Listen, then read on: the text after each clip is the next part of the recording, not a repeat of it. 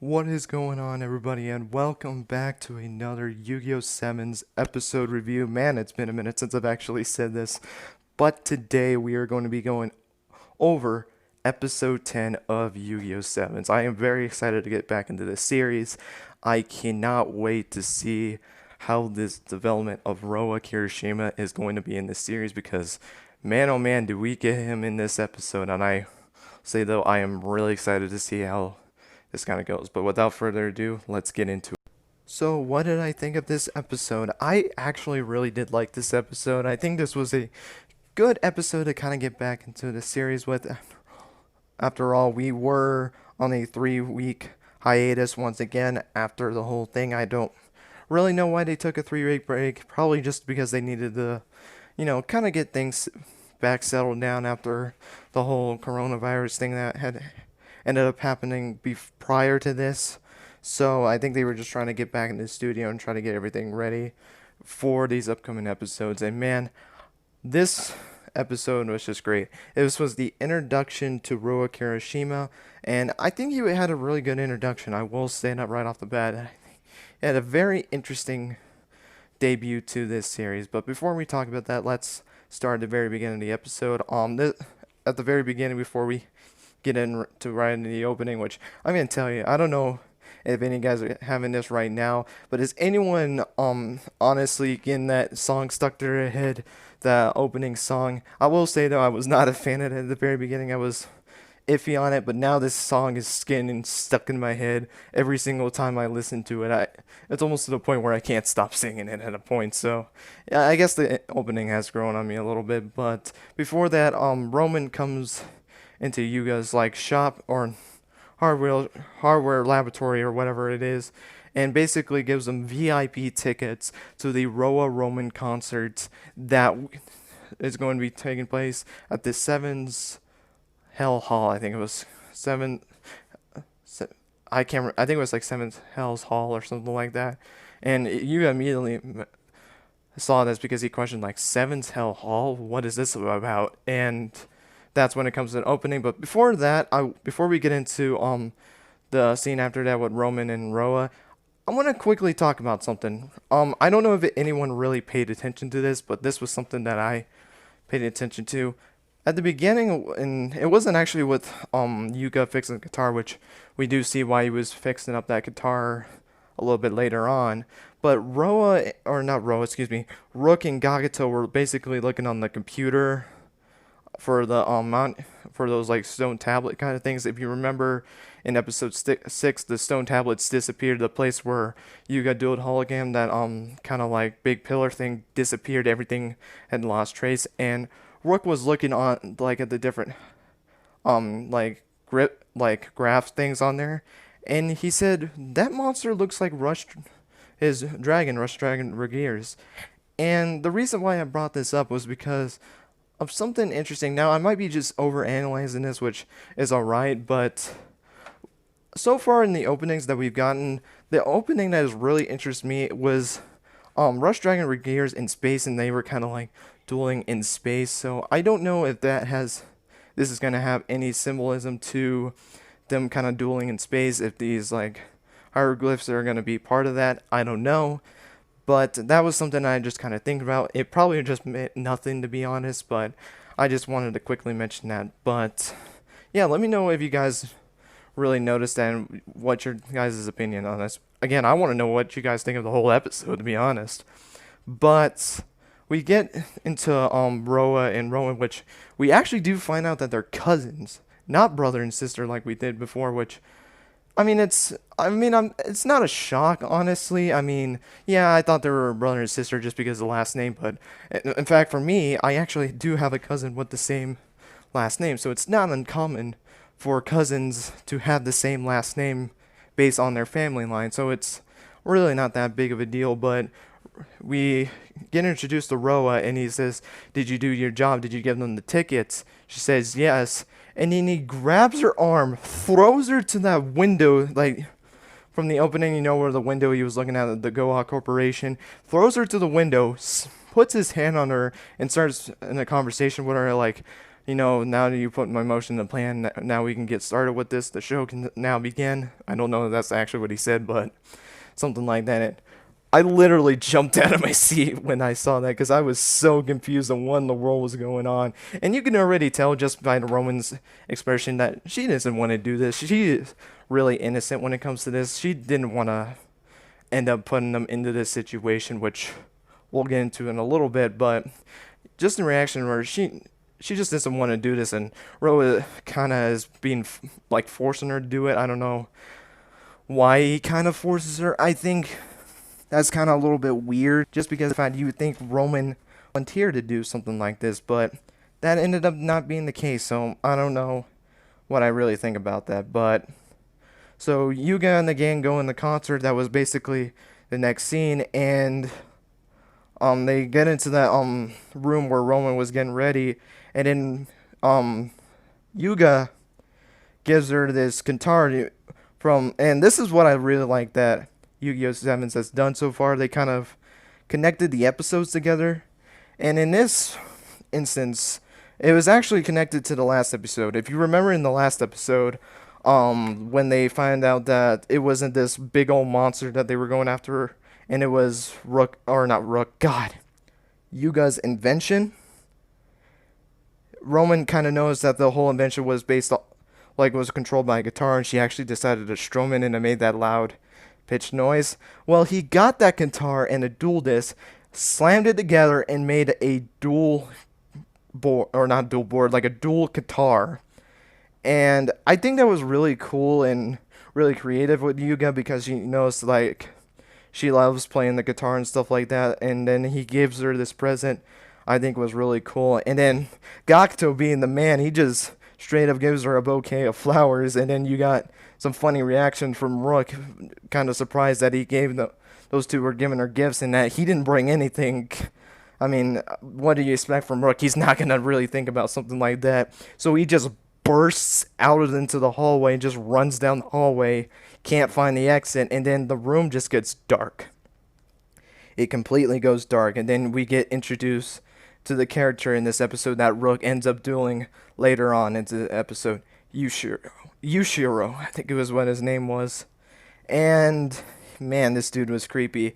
He ends up telling Rook about a story where 50 years ago, basically this guitarist they used to play in a band there straight up disappeared, and they have not found her since. And it basically, the story is that this guitarist basically haunts this place. So if that's the case, why in the world are they there? Why would they be doing this performance there in the first place if this was the case? Because, some people do take that seriously, which probably they didn't take it seriously, but, well, I guess from Rook's reaction, he did take that serious, as he ends up just screaming his head off, which was more because of the fact that he kept screaming his own name, which I'll talk about a little bit later. But yeah, he kind of starts screaming his name, told us a story. Rook just panics. Yuga and Gakuto hear him from where Roman's room is, goes after him, notices that he's on the floor. He tells them that, hey, there's this guy that really creeped me out. They noticed that he was gone, thought he was crazy, and then they went back to the room because Rook got kind of concerned for Roman because of the fact that she was actually a guitar player. So he runs back in the room, notices that she was gone, and they basically say, oh, well, she's using the restroom or something like that. Which, God, I think they mentioned the bathroom twice in this episode. Oh my God, I don't know what these last two episodes were with bathrooms. I mean, episode 9, we had those kids talking in the bathroom, which A, you never do, and B, it's just weird that they would just be yelling that out loud. And then they're just mentioning this. They mentioned this 3 times, by the way, and I'll talk about the other one when we get into the actual duelist.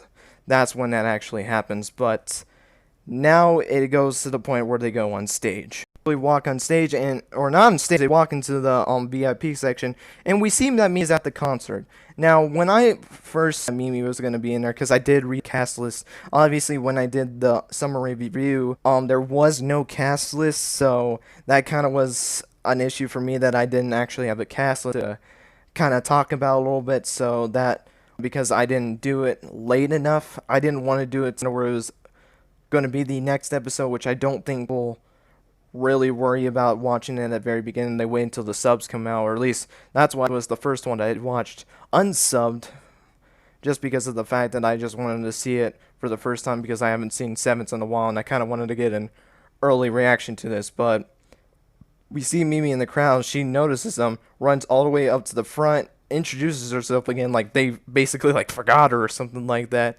And basically they watch the concert, and Roa appears on stage, and oh my god, I don't know if anyone else got these kind of vibes with that, but Roa was basically talking to the crowd, and this one line that he said really kind of concerned me. I remember this line very, very clearly, and I remember he says, "I love to spoil my fans." Now, if anyone doesn't get immediate Zexal vibes, I don't know if you actually have been watching Yu-Gi-Oh! For the last 20 years. If you guys don't know what I'm referencing or need a rerun of what I'm referencing, that same line was the whole entire theme of 4 or Quattro in the dub from Yu-Gi-Oh! Zexal. He would always talk about how he loved to spoil his fans and then just obliterates them. We see that when Quattro faces Brock and Caswell in a triangle duel, and he just totally annihilates him with his gimmick puppet giant grinder, I think it was. Yeah, that was the monster he did use in that duel, and ended up actually putting him in the hospital. So I don't know if he's going to be as rough as Quattro is. He might be like a Quattro character. I really don't know, but that line just immediately hit me as Zexal vibes. Now, I don't know if he actually said that in the sub. I will actually admit I have never watched Zexal sub. I've never been able to find an official site, as Crunchyroll actually does not have the sub for Yu-Gi-Oh! Zexal for some reason. I don't know why, but that was something that was kind of interesting that I kind of got a vibe from this. And basically he calls out Yuga, and he just says this in front of the whole crowd. He doesn't give a crap. It wasn't like he said this in backstage or anything like that. No, he did it on stage in front of everyone. And basically he calls Yuga, and he wants to challenge him for the ownership of Rush Duels. Now, I kind of talked about this, and I kind of wish he kind of talked about a little bit more of the motives, which I think we are going to get into the next couple of episodes, because I really want to know the purpose of him having the Rush Duels, what it's going to do. He basically wants ownership of the Rush Duels and call it Roa Rush Duels or something like that. I don't remember what he fully wanted, and which he didn't really explain why he wants it, but I swear to God, Yuga is too innocent for his own good, and I kind of wish he showed a little bit of backbone in this. Maybe saying I made Rush Duels so that all of us can have fun, and I just met you. I don't know who you are, so giving Rush Duels to you, because you don't know what he's gonna do, and this is the reason why I say this, because Yuga says, well, I don't care if you want Rush Duels, you can have the ownership you want, but that sounds fun. I'll accept your challenge. And the reason why I have a problem with this is because, again, he can be like, I don't know you, I don't know what you're going to do at Rush Duels, because, heck, he might even, change the entire rule set. He might make it to where kind of like it was speed duels, in a sense where it's just like you have to normal summon monsters and set spell trap cards like that again, except there just is no skill and you get to keep 40 cards or something like that. Or heck, maybe he'll even delete it for some, which I doubt he would actually delete it, but you don't know what he's gonna do to it. He might completely change it to where only you can do this certain thing or whatever it is. Make the whole rules entirely different, and you just basically gave it to him. So I kind of wish he did kind of show a little bit of backbone and kind of had some protection to Rush Duels, like he wants to have it for himself, because he created it. I mean, why would he just give something up to it? It's like saying you won $1 million from a lottery or something like that, and this guy wants to challenge you for that money, and you just basically handed it to him because you think he's going to be able to use the money more than he is going to do, which in a sense it makes him a good person, but you kind of get that kind of similarity between the two, so I kind of wish that he didn't kind of say that, but the three of the guys get onto the stage, and then he challenges them to a 3v3 match, which basically means it's going to be a best 2 out of 3 who can ever win the most amount of duels in this 3 versus 3 gets to keep the ownership of Rush Duels, and basically that is the setup that they have for this. So Rook being the duelist because, he's probably the best duelist out of them all, decides to go first, and his opponent is the guy that he meets in the hallway, Yushiro. And that was going to be his opponent for this duel. And that was basically the first match was Rook versus Yushiro. I'm hoping I'm saying that his name right. Ushiro, I think it was how you pronounce that name. I sometimes am bad when it comes to pronouncing names, which that's just me. But overall, this duel, I really did like this duel. It had some weird moments, especially this first duel, but it really made Rook struggle. In fact, it was kind of funny. He didn't summon a single monster that entire duel until the very last turn of the duel, which was the fourth turn of the duel. God, I can't speak today. The fourth turn of the duel, where he actually was his only turn that he really had. As this actual first turn that he actually had, Yushiro was playing his spells and traps and kind of basically destroying his hand. But let me talk about Yushiro's first turn. This was probably one of the weirdest things from this episode. So basically, when he started his turn, he summoned these 3 monsters, but he didn't do like his normal fashion, like in the rush duels when people just summon the multiple monsters, unless you're gonna use special summoner rules and just like place the 3 monsters in one go. What he ends up doing is every single monster that he summons, he tells a story. Now, I don't honestly remember the monsters. I do remember his ace monster, Wicked Shadow, Dark Rooker, which I really do like the design of that monster, by the way. It's kind of like a Grim Reaper kind of card, so I think it was really cool. We do get introduced to another ace monster, Rook, which we'll get into a little bit later. But every time he summoned the first 3 monsters, he would tell a story. The first story is that when you're in the stalls and you're using the restroom, and yes, this was the third restroom joke that we've gotten in Yu-Gi-Oh! Sevens. I mean, I knew this was gonna be like toilet jokes and something like that, but I didn't think they were actually gonna do it. But basically, the story is that when you're using a restroom and you sense a person right behind you, if you turn around to look at that person, basically you cannot stop using the restroom. I actually had to rewind the episode to kind of reread that again, because that was probably one of the weirdest things I think I've ever heard. And then you have Yuga, Gakuto, and Kaizo. I forgot to mention that Kaizo was also in this, as him and Mimi kind of read the biograph of Yushiro, because they didn't even know who the heck he was, which I kind of will talk about that a little bit later. But they kind of just end up start screaming their heads off. And another thing too in this duel is every time he would yell his name out loud, like his first and last name, Rook would just turn around and kind of look where Yugioh and the guys were at. And then the second monster that he summons, he talks about one time he was sleeping in the studio, and he wakes up to this shadowy creature that just was just staring right at him, and he just is right in front of him, summons his monster, and then Gakuto and Kaizo start screaming. And then the third one was actually really interesting, as there was a little biograph on it as well that I actually read. Basically, he talked about the purple mirror in this episode, which basically is, from when I read, it was a Japanese urban legend.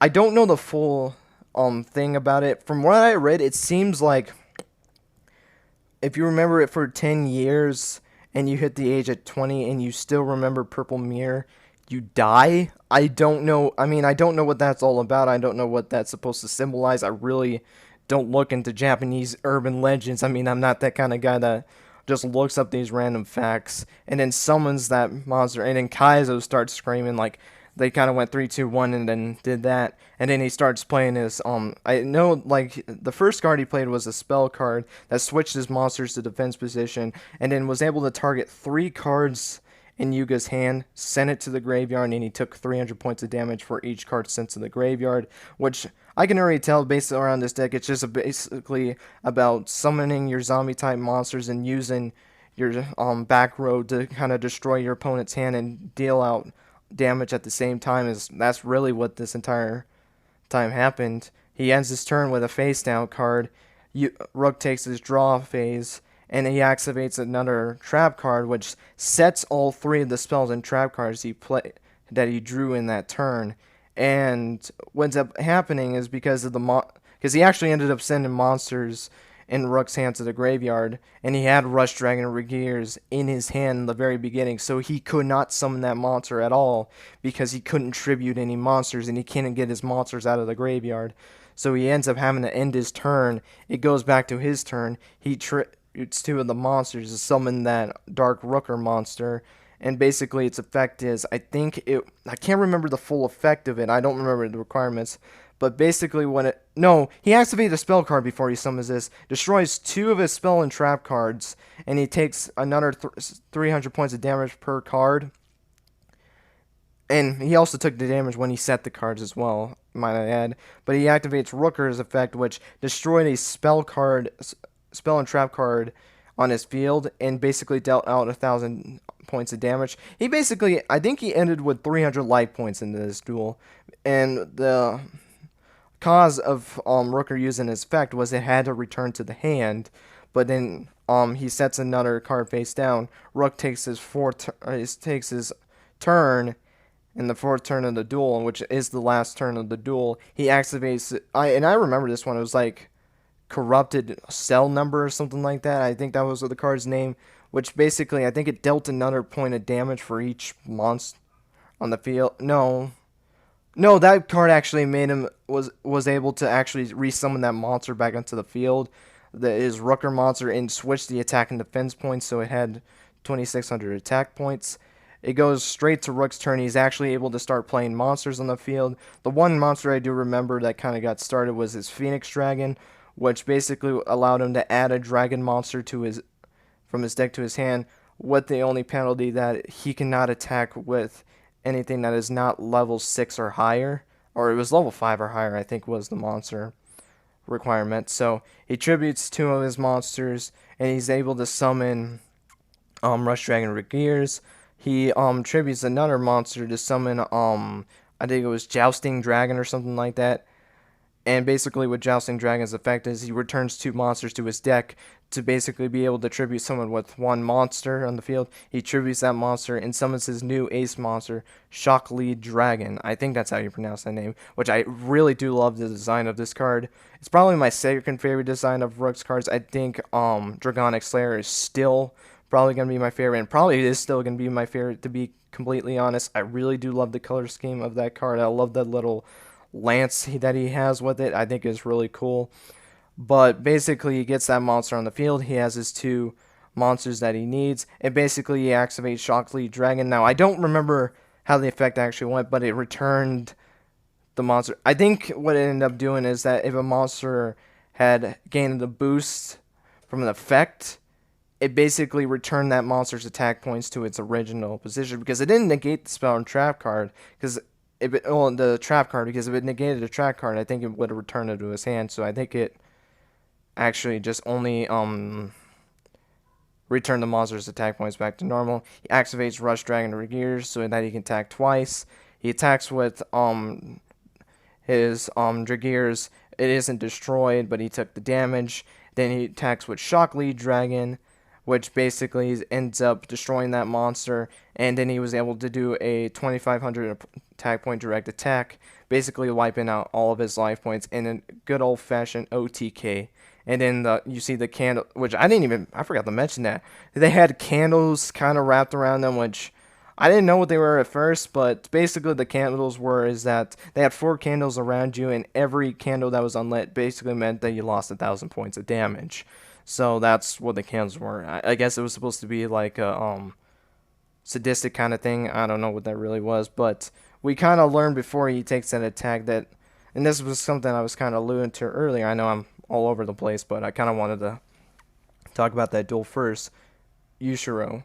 And this kind of made me feel bad for this character. So basically the reason because I think he screamed his name like 5 or 6 times or something like that in this duel. But the reason why he kept screaming his name out like that was because he wanted to be recognized. He's been a part of the Roa and Roman band, but never gets recognized. It's only Roman and Roa that get introduced to that. I don't even think the drummer, which, by the way, there is 4 band members in this group. You have Roa and Roman, Yushiro, and then this drummer kid, which we do kind of learn about, as Kaizo kind of talked about the characters at the beginning of the episode. You had your 4 characters, so I kind of said in my episode 10 summary that there was a chance maybe they would have another band member, and that would be the 3v3, and Roman would just stay out because she's kind of convicted and doesn't know what side she wants to be on, which Roman just watched the duel in the backstage. She didn't even sit with the group at all on either side and just watched in the background.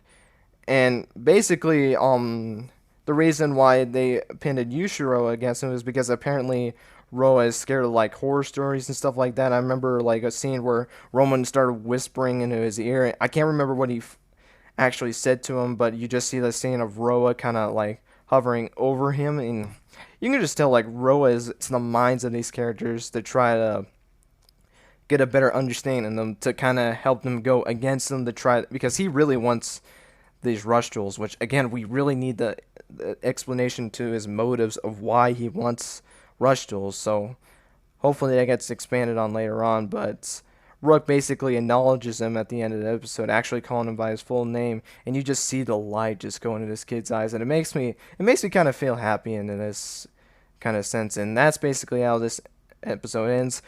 Team Yuga is in the lead right now with 1-0. The next duel we know is going to be with Gakuto. We know that from the previews. I will not really talk about the previews, as I will talk about them in episode 11. And oh boy, do I have that video ready for you guys, because oh my god, there's a lot that I gotta talk about in that episode, or in that summary, because there is some things that we really need to talk about, and then I want to hear your thoughts on it. Don't say anything about the previews or the summary at all in this video. Please, please, please do not do that. I don't want anyone to get spoiled on that if they do not want to know that at all. So don't put anything about the previews or anything in this. If you did watch the preview and you didn't mean to say anything about it, please say all you want when I do the episode 11. So I just want to, if that ends up happening, I will delete that. I don't think I can actually do that. And you comment anymore. I'll give you a one. I just don't want to do that. So please don't do that. I get spoiled if they don't want to get spoiled. So respectful and that. So yeah, overall, I think a good episode.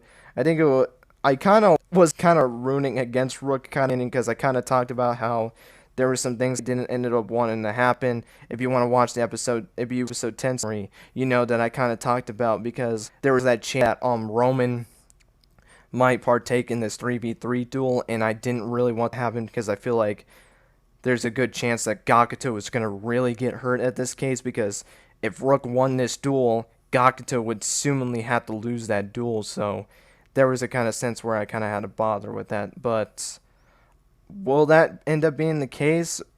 Will Gakuto duel this drummer? Because again, that is a possibility that he's going to be able to duel this character. We will have to see. But guys, that is going to be it for this episode review. Thank you guys so much for watching. I hope you guys enjoy. Let me know in the comments section below what you guys thought of the episode as a whole. And basically, let me know if this, guys, was your favorite duel out of the 10 episodes that we got. And if you want to know my ranking system for the first 9 episodes, I did do a video where I ranked the first 9 episodes of Yugioh Sevens, and did the separate one in the duel version where I only talked about the duels. You guys could go check that out in their own separate playlists, or check out the full Yugioh Sevens playlist that I have on my channel, where basically that playlist has the whole entire journey that I have for the Yugioh 7 series, from my episode reviews to my summary / cast list analysis review things, whatever you want to call that, my theory videos, these ranked ones, top 10s when those come out. All of that stuff will be in that playlist, and basically you guys can watch the whole entire journey from beginning to end. So if you guys want to check that out, if you missed any of the episode reviews or missed the theory videos or something like that, go check either the separate playlist or just watch the whole full playlist if you want to. But guys, that's going to be it. Thank you guys so much for watching. I hope you guys have a good day, a good rest of your day, and until next time, guys, take care and I'll catch you guys later. Thanks for watching.